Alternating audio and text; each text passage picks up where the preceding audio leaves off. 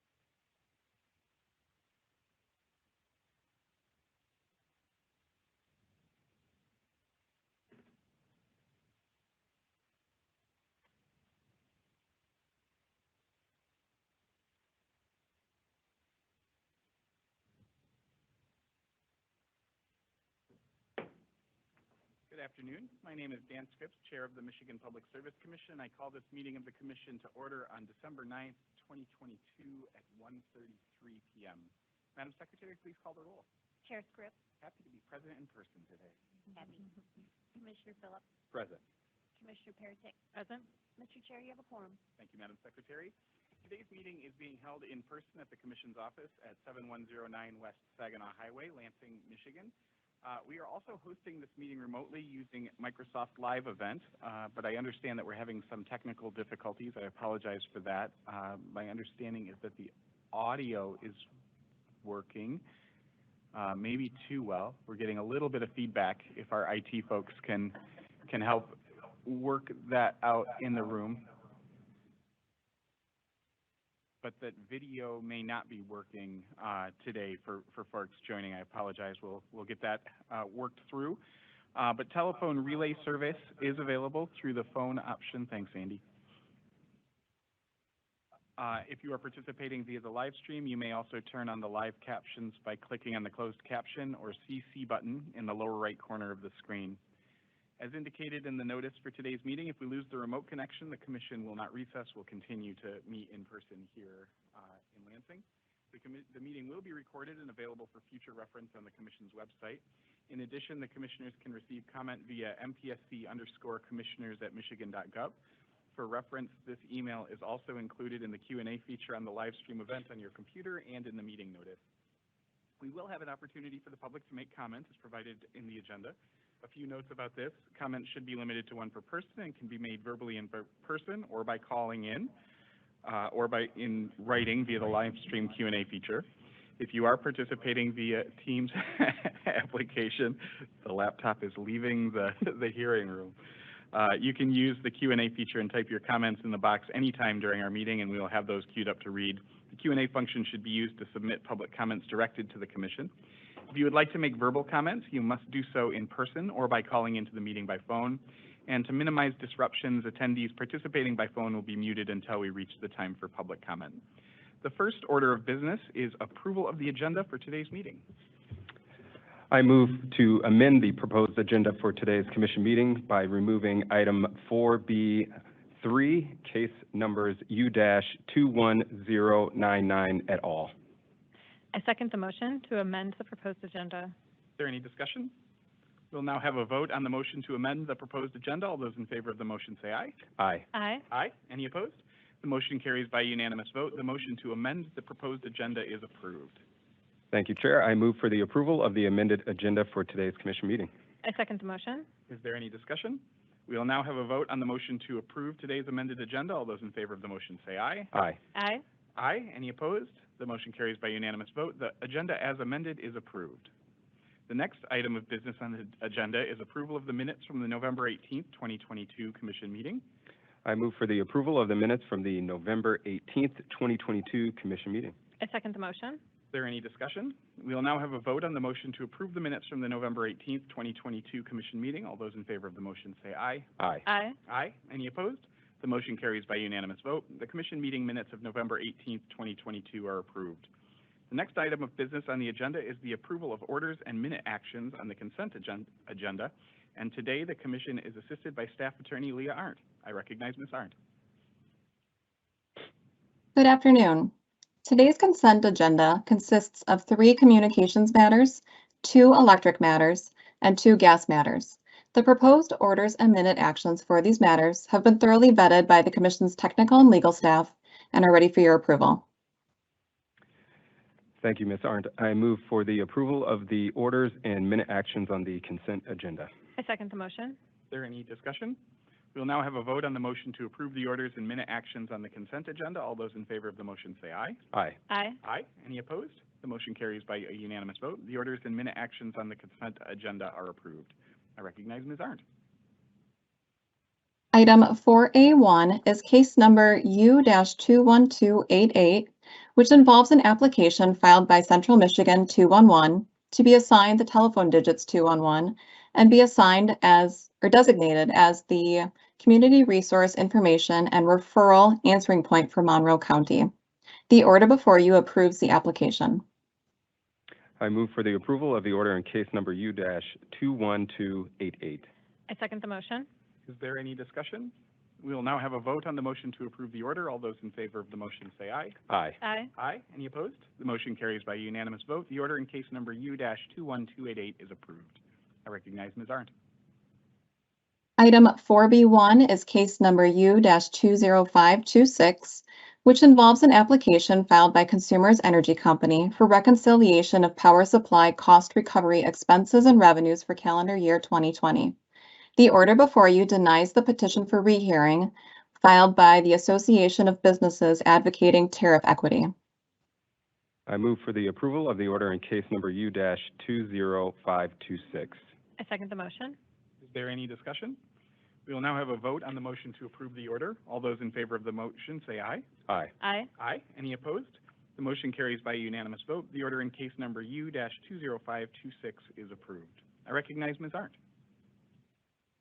Item 4B2 is case number U-20879, which involves the application of Upper Peninsula Power Company to approve its energy waste reduction plan for the 24-month period ending December 31st, 2023. The order before you grants the October 7th, 2022 request for additional briefing on the supplemental record. I move for the approval of the order in case number U-20879. I second the motion. Is there any discussion? We will now have a vote on the motion to approve the order. All those in favor of the motion say aye. Aye. Aye. Aye. Any opposed? The motion carries by a unanimous vote. The order in case number U-20879 is approved. I recognize Ms. Arndt. Item 4B4 is case number U-21131, which involves an application filed by Consumers Energy Company for approval of criteria for the formation of a legally enforceable obligation pursuant to the Public Utility Regulatory Policies Act of 1978. The order before you approves legally enforceable obligation criteria for use by the company. I move for the approval of the order in case number U-21131. I second the motion.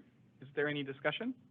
We will now have a vote on the motion to approve the order. All those in favor of the motion say aye. Aye. Aye. Aye. Any opposed? The motion carries by unanimous vote. The order in case number U-21131 is approved, and I recognize Ms. Arndt. Item 4B5 is case numbers U-21250 et al., which involve a matter on the Commission's own motion initiating an action to require Spartan Renewable Energy, Inc. to show cause why it should not be found in violation of MCL 460.6W8. Case number U-21099 is a docket open for the purpose of receiving capacity demonstration filings for the 2025-2026 planning year. The order before you accepts Cloverland Electric Cooperative's updated capacity demonstration filing in case number U-21099 and closes the docket in case number U-21250. I move for the approval of the order in case numbers U-21250 et al. I second the motion. Is there any discussion? We will now have a vote on the motion to approve the order. All those in favor of the motion say aye. Aye. Aye. Aye. Any opposed? The motion carries by unanimous vote. The order in case numbers U-21250 et al. Is approved. I recognize Ms. Arndt. Item 4B6 is case number U-21332, which involves an application filed by Consumers Energy Company requesting approval of a one-time voluntary refund to the company's utility customers and authorization to implement accounting procedures consistent with the refund. The order before you approves the application with conditions as set forth in the order. I move for the approval of the order in case number U-21332. I second the motion. Is there any discussion?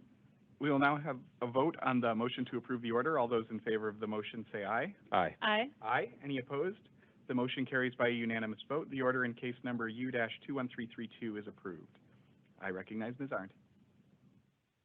Item 4C1 is case number U-20544, which involves an application filed by DTE Gas Company seeking authority to reconcile the costs and revenues associated with its gas cost recovery plan for the 12 months ended March 31st, 2021.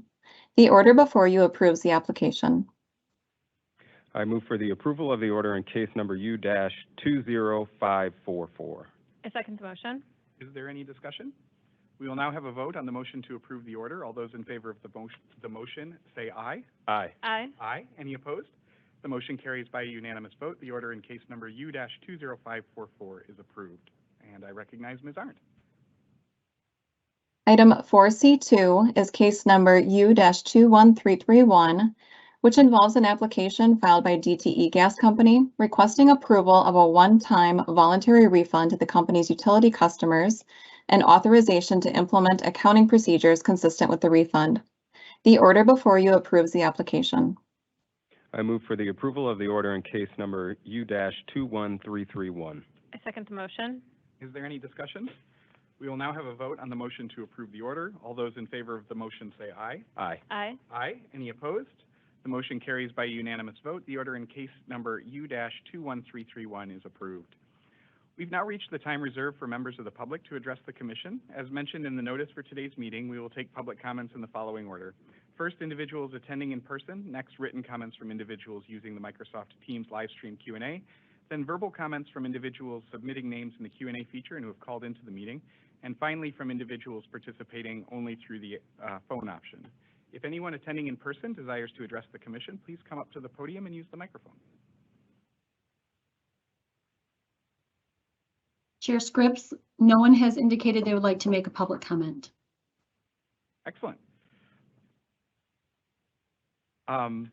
So we'll now turn to the public comments through the remote option. Again, if you'd like to make a comment and have access to the Teams live stream Q&A feature on your computer, you can enter your name and comment, which will then be read aloud. It sounds like there's nobody that has done this. And so we'll open up the phone line at this point for those who have called into the meeting and would like to address the Commission verbally. Sounds like there's nobody in the queue at this point. And so we will proceed directly to folks who are interested in making a public comment through the phone line who have not put their names into the queue. If you are participating by phone today and would like to make a public comment, we invite you to do so. You may have to press *6 to unmute your phone.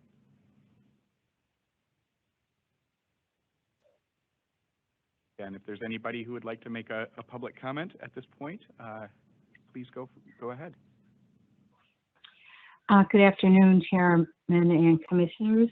This is Edith Lee Payne. I was hoping to visit today, but had some other obligations that kept me here in Detroit. I just wanted to briefly say that you can expect some mail from me today following up on my last communication with you. It appears that Ms. McKay, your investigator, didn't do any investigating, and her response back to me was only acknowledging DTE's response, one being the utility bill, despite her having copies of what I had provided for each of you, showing that the late fees were far in excess of 2%. And the other most disappointing comment that she gave me was that DTE had done a clearance of the line that caused the fire at our property, and but her response back from DTE was that I had not said anything. Well, just so you will know, we can't move forward on having the house repaired because in those documents that I gave you showed the meter box where there was a power surge, and the surge came directly from DTE's wires, meaning, and any electrician or DTE person would tell you that it was their fault. So until they correct that, we're at a standstill. And so I've been waiting for their response since late August, when I actually found out that they were responsible for it. So if there's anything that you can do to show or instruct Ms. McKay on what an investigation actually entails, it's not just contacting the utility on someone's behalf and then reiterating back to them what they say, and actually investigate or have them do that and do the proper follow-up. We would greatly appreciate it. Thank you, Ms. Lee Payne. There is also a process to file a formal complaint if you would like to elevate this. I believe that was included in the response, but if not, we can make sure that somebody from our Customer Assistance Division reaches back out with that process if you'd like to elevate this matter. Yes, I would like to elevate it, and having some other people look into it as well. I understand, I'm not sure if all of you attended the conference in New Orleans, but Attorney Khan said that one of the staff members reached out to him because he was there in attendance as well. So I'm glad to know that you were there, and I know that you're doing other things. But yes, whatever needs to happen, because we're into the winter months. I've been trying to get this taken care of since August, when I spoke with you at the Detroit meeting, and thought that you were going to call me back when you took my number. So now here we are in December. I don't want pipes to freeze. We need to get this house worked on, but DTE has to correct what they did that caused the fire to begin with. And like I said, this is the second house fire that they've called. So believe it or not, even though I sound calm, I'm extremely upset at what they've done and what this commission staff has not done to further this along. Thank you, Ms. Lee Payne. Thank you. I'll look to hear from someone today. If you would like to follow back up, yes, I'm getting a nod in the back of the head from our director of the Customer Assistance Division. Very good. Thank you so much. Thank you. Are there others who have called into the meeting who would like to make public comment at this time? Okay, with that, we will close the portion of today's meeting for public comment. Commissioner Phillips, I believe you have an announcement. Just want to make a really brief announcement. So several weeks ago, the FCC released the long-awaited and anticipated national broadband map What is important to note about the FCC's new broadband mapping tool is that it allows for a challenge function. So the FCC, along with the Michigan High-Speed Internet Office, are encouraging Michigan residents and business customers to utilize the tool and the challenge function to ensure that the map accurately reflects the availability of broadband at that specific location of their business or of their home. What's really important to note is that each successful challenge will result in additional federal broadband infrastructure to the state of Michigan when those funds are deployed in 2023. So to ensure that an accurate map is used for the funding decisions, all challenges must be submitted by January 13th of 2023, so a pretty tight deadline. And the map can be accessed at broadbandmap.fcc.gov. Again, that's broadbandmap.fcc.gov, and you can also access a link to the map through the MPSC's website. Thank you, Chair. Thank you, Commissioner Phillips. Just a couple of announcements from me as well. First, between the consent and regular agenda today, we took action on 5 matters relating to public or power supply cost recovery and natural gas cost recovery. Each year, billions of dollars flow through fuel price recovery mechanisms in Michigan, and the importance of scrutinizing the evidence submitted in these cases cannot be understated. So I want to take a moment to appreciate the work both by the companies, our staff, and the intervening parties to ensure that that we give those cases the diligence that they deserve and that only reasonable and prudent fuel costs are recovered from customers. I also want to take this opportunity to highlight some of the work that our staff has done related to fuel prices outside of the specific orders. We are aware that fuel and commodity prices are up this year, impacting affordability for customers.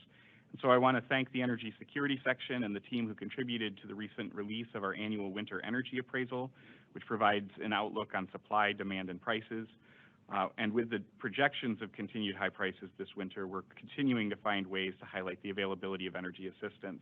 And so I want to provide my thanks to the collaboration between our communications and customer assistance staff, who recently launched a new website, michigan.gov/MPSC/gethelp. And this new dedicated website brings together in one place information and links to state and utility company programs that offer energy bill assistance to income qualified households, including state emergency relief, the Michigan Energy Assistance Program, or MEAP, and the annual home heating credit. As part of the continued outreach around energy assistance, we also recently have been hosting a series of energy assistance fairs across the state and have rescheduled one for Melvindale to December 15th. We had scheduled it earlier a couple weeks ago, but needed to reschedule due to early winter weather. This fair will be, again, in Melvindale, held on December 15th from 4 to 7 p.m. at the Kesey Fieldhouse, 4300 South Dearborn Street. Our staff and representatives from other local and state agencies, including utilities and True North Community Services, will be on hand. And the Energy Fair will provide information about assistance for utility customers and give them an opportunity to provide input on issues of energy affordability, accessibility, and the availability of energy assistance programs, as well as the opportunity to learn about available energy assistance programs, payment plans, and more, and connect with local organizations providing energy assistance. And then finally, we have been working on a set of organizational changes over the last couple of months to really attempt to better align our work and the structure of the Commission with the changes that are taking place in the energy and telecommunications industries. And today I want to announce a number of the changes that have been taken. First, we've created a new distribution planning section focused on improving reliability and the planning necessary to accommodate the growth in electric vehicles and other distributed energy resources. This section will be led as of Monday by Dr. Joy Wong, a public utilities engineer who has spearheaded a number of the My Power Grid work groups and served as an expert witness on distribution-related issues.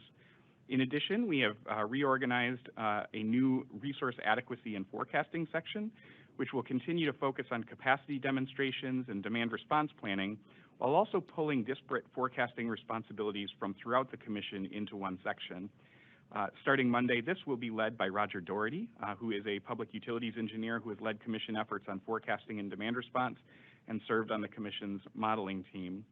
We also have a new data access, privacy, and information technology section, which will lead the commission's efforts on customer data accessibility and privacy, and will continue to review IT and smart grid spending and rate cases while assisting in review of customer experience spending requests as well.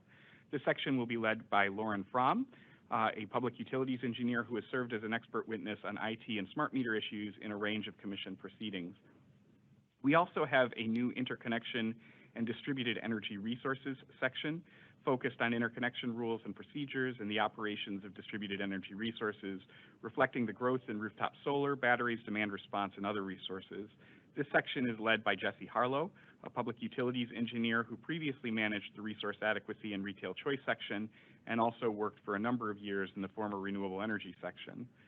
We've also merged the functions relating to energy choice, licensing, and utility code of conduct compliance into a new competition licensing and analytical support section, which will administer gas and electric choice programs, evaluate issues of competition between regulated and unregulated energy services, and help to monitor and track utility pilot programs. This section is led by Kirk Forbes, who has served as manager of the previous analytical support section for a number of years.